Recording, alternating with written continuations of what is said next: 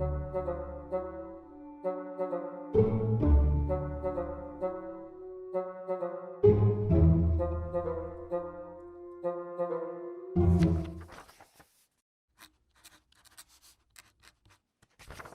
Tout est Versa, on réfléchit sur Roméo et Juliette depuis très longtemps.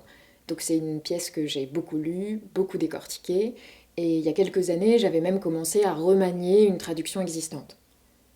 Et là, quand on s'est lancé dans ce projet de Roméo et Juliette au-delà des murs, avec une volonté très forte de faire entendre ce texte, la question s'est posée de la version qu'on utiliserait. Et là, encouragée très chaleureusement par mon équipe, j'ai décidé de sauter le pas et de livrer ma propre traduction originale. C'était assez effrayant d'imaginer l'ampleur du travail et en même temps très exaltant de me dire que j'avais la liberté de revenir à la source du texte, de livrer ma propre lecture, ma propre traduction pour ma mise en scène, pour ce projet et pour notre troupe.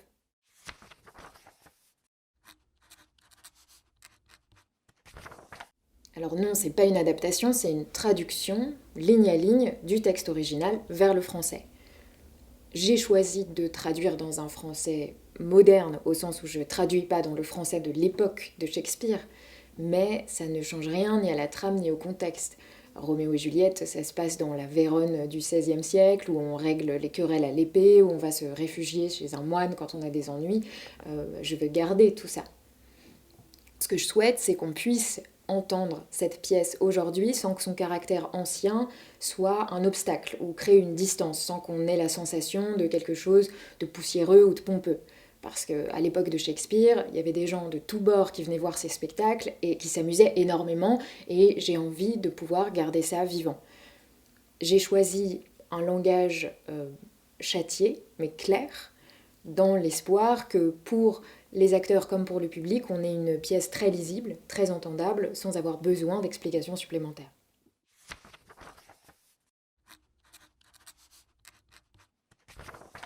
Alors pour moi, ça a d'abord été beaucoup de lecture du texte original, et puis je me suis documentée sur la pièce, sur l'époque, sur Shakespeare. J'avais envie de me faire une idée des intentions de l'auteur, du contexte dans lequel il avait écrit ça, et comment ça avait pu être joué et reçu par le public. Et puis après, il a fallu se lancer, scène après scène, réplique après réplique, traduire vraiment, en m'appuyant bien sûr sur des dictionnaires d'anglais, des glossaires de termes de l'époque, et puis surtout en réfléchissant beaucoup à la façon de reconstruire en français un texte qui à la fois fonctionne théâtralement et où on puisse entendre la beauté de cette langue.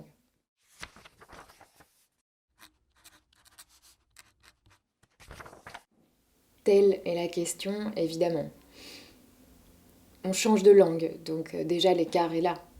Et puis je crois que d'une traduction à l'autre, il y a forcément des différences, parce que ça dépend de la personne qui traduit, du contexte dans lequel ça a été traduit, de l'époque, du vocabulaire qu'on a, de la sensibilité littéraire de chacun, des intentions de la traduction. Et puis je crois que la langue de Shakespeare est un vrai défi pour la traduction, parce qu'il y a un jeu permanent sur les mots. Il y a une musicalité, il y a des jeux de sonorité, il y a des répliques qui riment. Et quand je lis ça, je me dis que j'ai pas envie de perdre cette intention de l'auteur de faire résonner son texte comme ça. Mais pour traduire la musicalité et le sens du texte, faut beaucoup se creuser la tête et il faut faire des choix. Par exemple, quelque chose que Shakespeare fait beaucoup, c'est de mettre en résonance deux termes qui se ressemblent. Il est très fort avec ça, ça donne un effet poétique tout en soulignant le sens de la phrase, c'est très efficace. En fait, il a un très grand sens de la formule.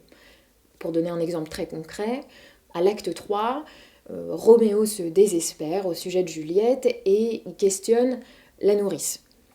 Et il dit cette phrase: What says my concealed lady to our cancelled love? Ce qui, très grossièrement, veut dire: que dit ma dame dissimulée de notre amour annulé?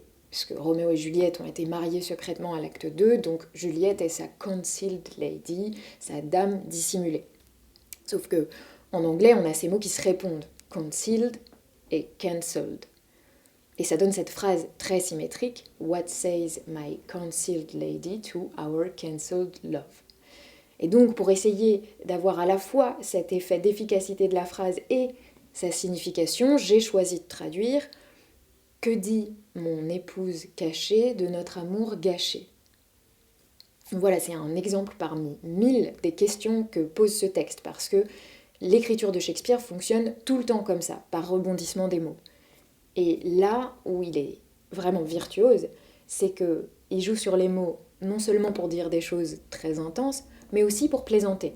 Et c'est ça qui est génial chez Shakespeare, et particulièrement dans Roméo et Juliette, c'est cette variété des registres. Il y a de l'humour, de la tragédie, de l'action. On a des personnages qui s'expriment de façon très solennelle, d'autres de façon très poétique, et d'autres de façon très drôle. Et il faut qu'on entende tous ces contrastes parce qu'ils participent du rythme, du relief et de l'histoire. Et c'est ça aussi que j'ai envie de traduire, mais évidemment c'est un grand challenge.